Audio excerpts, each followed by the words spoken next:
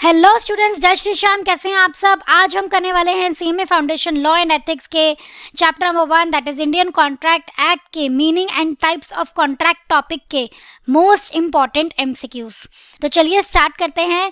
First question is an agreement and contract are one and the same thing. Agreement और contract दोनों same होते हैं। Answer आप बताएंगे। इज इट ट्रू, क्या अग्रीमेंट और कॉन्ट्रैक्ट दोनों सेम होते हैं? इज इट फॉल्स, क्या दोनों सेम नहीं होते, या डिपेंड करता है, या none of the above? So answer is false. Agreement और कॉन्ट्रैक्ट दोनों सेम नहीं होते। Contracts are the agreement enforceable by law. Contract बस वही अग्रीमेंट होते हैं जो एनफोर्सिएबल बाय लॉ होते हैं। Clear. Question number 2 is social agreements are. जो सोशल अग्रीमेंट होते हैं मतलब बिटवीन रिलेटिव्स जो अग्रीमेंट होते हैं वो कोर्ट में एनफोर्सिएबल होते हैं? नहीं। Not enforceable is court, in court yes. Subject to legal obligation no. Made be made by social workers no. Third is all contracts, सारे contracts are agreement, are not agreement, do not have legal obligation, should be in writing. So all contracts are agreement. Clear. चलिए। Fourth is the Indian contract law is based on. Indian contract act किस पे based है आपका? English law पे based है। अंग्रेजों का जो एक्ट था उसी से ही हमने बेसिस उठाया है of Indian contract act. Sixth है आपका इन an executed contract. Executed contract कौन सा होता है? जहां पे दोनों पार्टीज ने अपना पार्ट ऑफ प्रॉमिस परफॉर्म कर दिया है। तो in an executed contract both the parties have yet to fulfil promise? No. Any one party has fulfilled promise? No. Both the parties have fulfilled promise. Clear? Both B and C? No. Sixth है आपका all illegal agreement. सारे illegal agreement void नहीं होते? No. Are not void ab initio? No. All illegal agreements are void. सारे के सारे illegal agreement क्या होते हैं? Void होते हैं। Next हम देखेंगे question number 7th। Question number 7 आपका कह रहा है अवॉइड अग्रीमेंट। जो वॉइड अग्रीमेंट होता है वो क्या इलीगल होता है? नो। और भी रीजन हो सकते हैं अवॉइड होने के। क्या वो वॉइड ab initio नहीं होता? नो, वॉइड होता है। मे और may not be illegal. Answer is yes. जो वॉइड अग्रीमेंट है वो इलीगल हो भी सकता है, नहीं भी हो सकता है, क्योंकि वॉइड होने के तो बहुत सारे रीजन है ना। क्या पता वो इम्पॉसिबल हो गया, सब्सिक्वेंट मतलब इनिशियल इम्पॉसिबिलिटी हो गई हो, या फिर प्रॉमिसर की डेथ हो गई हो, और जो वो वर्क हो वो पर्सनल स्किल पे बेस्ड हो, तब भी तो वॉइड हो जाता है। तो वॉइड होने के बहुत सारे रीजन है, जरूरी नहीं है इलीगल है तभी वॉइड हो रहा है।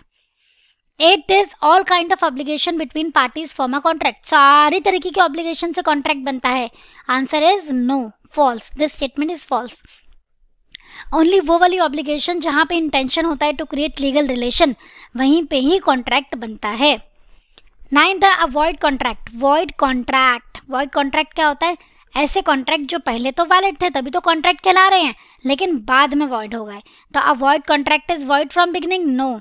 Is valid from beginning but becomes void later on. Done. चलिए।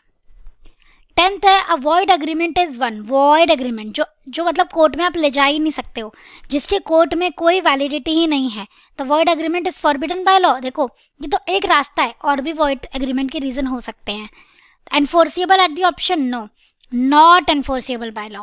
वॉइड अग्रीमेंट वो होते हैं जिन्हें कोर्ट में आप नहीं ले जा सकते। 11th क्वेश्चन है आपका बच्चों, an agreement created by words spoken और रिटन।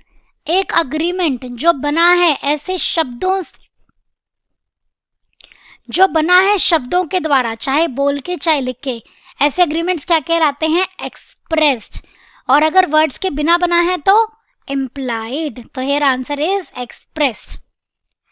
12th है आपका an agreement consist of reciprocal promises.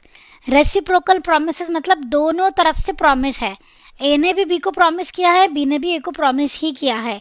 तो कितनी पार्टीज इन्वॉल्व होती हैं? कितने पार्टीज के बीच में प्रॉमिस होता है?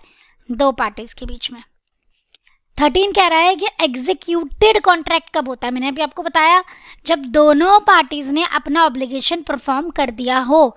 तो एग्जीक्यूटेड कब होता है? जब पूरा परफॉर्म कर दिया हो बाय ऑन 2 साइड्स, मतलब बाय बोथ द पार्टीज।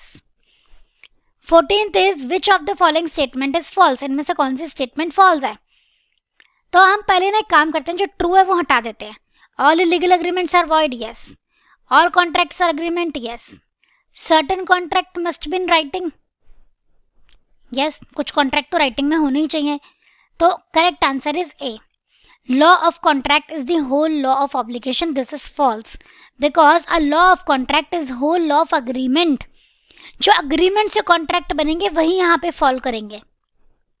जो agreement से obligation rise हो रहा होगा वही fall करेगा, otherwise नहीं करेगा यहाँ पे fall. तो अगर पार्टीज के बीच में अग्रीमेंट हुआ है तो इंडियन कॉन्ट्रैक्ट एक्ट लगेगा, वरना नहीं लगेगा. 15th is voidable contract. अब वॉइडेबल कॉन्ट्रैक्ट क्या होते हैं? वॉइडेबल कॉन्ट्रैक्ट वो होते हैं जैसे दो पार्टीज के बीच में कॉन्ट्रैक्ट हुआ तो एक पार्टी के पास ऑप्शन होता है कि वो जाके इसको वॉइड करवा सकता है, मतलब कोर्ट में अवॉइड करवा सकता है. मतलब कोर्ट में जाके ये कह सकता है जज साहब इसको वॉइड कर दो, इसमें ये बातें प्रेजेंट थी. तो वॉइडेबल कॉन्ट्रैक्ट क्या होता है? जो एक पार्टी के ऑप्शन पे वॉइड होता है. अगर वो पार्टी कोर्ट में जाएगी तो कॉन्ट्रैक्ट वॉइड हो जाएगा, अगर नहीं जाएगी तो वैलिड रह जाएगा. ठीक है. तो जो वॉइडेबल कॉन्ट्रैक्ट है वो कब वैलिड हो जाते हैं? इन्फोर्सिएबल बाय लॉ मतलब कब वैलिड हो जाते हैं? जब उन्हें अवॉइड ना किया जाए, जब उन्हें कैंसिल ना किया जाए. Answer is a. तो बच्चों ये थे आपके top 15 MCQs of one topic that is meaning and nature of contract. तो आज का सेशन हम यहीं एंड करते हैं. थैंक यू सो मच बच्चों. जय Shri Shyam and all the very best for your CMA journey.